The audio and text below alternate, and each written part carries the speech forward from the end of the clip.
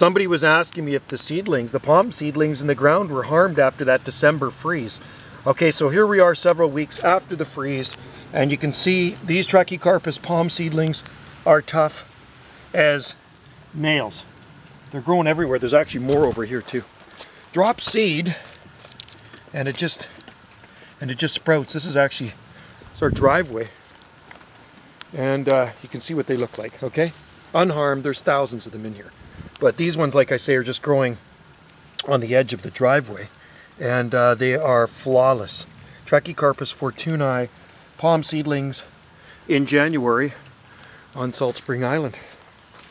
And like I say, the winters here do not face these guys. They are climatized. They're climatized for our climate. So even the worst winters don't seem to bother these little fellers, right? Tough as nails. Trachycarpus fortunei seedlings, mother palm and baby palms. Thanks for watching. Cheers.